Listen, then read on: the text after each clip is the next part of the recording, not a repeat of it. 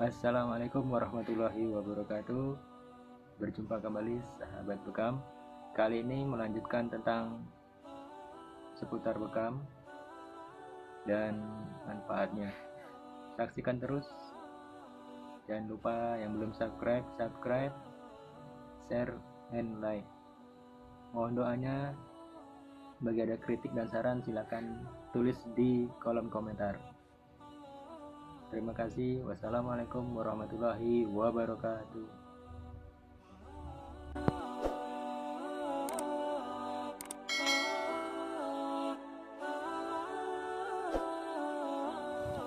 Sehat dan sembuh dengan bekam. Kali ini saya ambil sumbernya dari beberapa pelatihan yang beberapa waktu yang lalu, juga dari sumber Rumah Bekam Nur Surya, Bogor. Yang pertama adalah kapan bekam menjadi sunnah. Dari Ibnu Mas'ud, dia berkata, Rasulullah Shallallahu Alaihi Wasallam pernah bercerita tentang malam suatu saat beliau diisrokan, bahwa beliau tidak melewati sekumpulan malaikat, melainkan mereka perintahkan agar umatmu berbekam. Hadis tersebut di Tahrij Tirmizi nomor 2053, Ibnu Majah nomor 3477, dan disahihkan oleh Syekh Al-Albani dalam Shahihul Jami nomor 5671. Pada malam aku diisrokan, aku tidak melewati sekumpulan malaikat, melainkan mereka berkata, Wahai Muhammad, suruhlah umatmu melakukan bekam. Hadis riwayat Sunan Abu Daud, Ibnu Majah, Sahih Jami'ul Sahir 2731. Dari Ibnu Umar radhiyallahu an, Rasulullah sallallahu alaihi wasallam bersabda, tidaklah aku melewati satu dari langit-langit yang ada, melainkan para malaikat mengatakan, Hai Muhammad, perintahkan umatmu untuk berbekam, karena sebaik-baik sarana yang kalian pergunakan untuk berobat adalah bekam. Al-Qis dan Sunis semacam tumbuh-tumbuhan. Kitab Hasul Astar dan Zawaidil Bazar karya Al-Haisami 3388. Jadi oleh-oleh wajib Isra Mi'raj adalah sholat 5 waktu, dan oleh-oleh sunnah dari Isra Mi'raj adalah bekam. Ini dari sumber Rumah Bekam Nur Surya yang diasuh oleh Ustadz Odi Santoso. Secara garis besar ada 4 cara pengeluaran darah yang dilakukan. 1. Pembedahan melalui arteri. 2. Pembedahan melalui vena. 3. Pembedahan melalui permukaan kulit. Dan 4. Penyedotan dengan lintah. Untuk yang pertama adalah 1. Pembedahan melalui arteri. Pembedahan melalui arteri adalah pengeluaran darah bersih yang diproduksi jantung untuk dialirkan ke seluruh tubuh. Pembedahan ini sangat baik untuk membantu metabolisme tubuh karena memberi serangsangan pada tubuh untuk memproduksi sel baru. Contoh tindakan adalah cuci darah, pasang ring jantung. Dan yang kedua adalah pembedahan melalui vena. Pembedahan vena adalah pengeluaran darah dari seluruh tubuh yang akan mengalir ke jantung. Hal ini sangat membantu kerja jantung dalam proses membersihkan darah. Contoh tindakan adalah donor darah, fasdu. Yang ketiga, pembedahan permukaan kulit.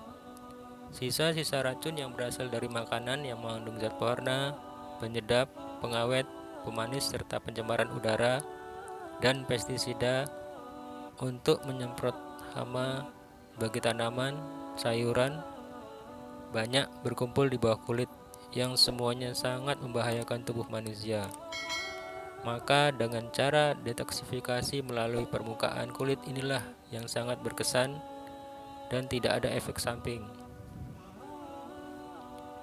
Dan metode ini juga sangat dikenal dan dianjurkan sejak zaman Rasulullah Shallallahu Alaihi Wasallam hingga saat ini, atau yang lebih dikenal dengan al-hijamah atau bekam. Kemudian yang keempat, penyedotan dengan lintah. Hippocrates pada tahun 460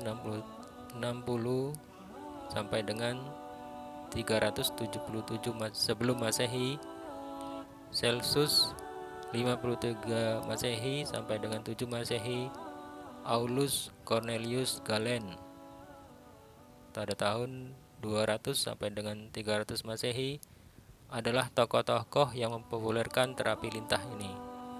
Dengan cara lintah ditempelkan pada permukaan kulit untuk kemudian menghisap darah yang dianggap mengganggu peredaran darah dari seluruh tubuh. Lintah akan berhenti menghisap darah apabila tubuhnya sudah tidak dapat menampung darah lagi, dan lintah tersebut akan mati dengan sendirinya. Dalam melakukan pengobatan tersebut, jumlah darah yang keluar cukup banyak, sehingga tak jarang pasien pingsan. Maka darah itu harus disiapkan sesuatunya, termasuk membicarakan dengan klien atau pasien dan keluarganya. Ini juga diambil dari sumber Rumah Bekam Nur Surya. Saat ini bekam atau al-hijamah masih menjadi pengobatan alternatif, tapi insya Allah pengobatan alternatif yang unggulan. Rasulullah Shallallahu Alaihi Wasallam bersabda, sesungguhnya cara pengobatan paling ideal yang kalian pergunakan adalah hijamah atau bekam. Sahih Al-Bukhari dan Muslim. Jika pada sesuatu yang kalian pergunakan untuk berobat itu terdapat kebaikan, maka hal itu adalah bekam. Hadis sahih. Rahasia kesehatan pengobatan Nabi telah terbukti sampai sekarang. Ketika manusia sudah panik mencari kesembuhan, tenaga medis sudah berusaha dengan maksimal, sedangkan pasien sudah tidak sabar lagi menahan penderitaan, biaya pengobatan yang tinggi, dan efek samping yang membayangi. Maka masyarakat pun mulai mencari alternatif atau terapi alternatif dengan berobat. Hingga saat ini banyak yang menawarkan pengobatan alternatif. Banyak klien pasien yang berdatangan, meskipun ada juga yang merasa tidak cocok karena dirasakan ada sesuatu yang aneh atau tidak rasional.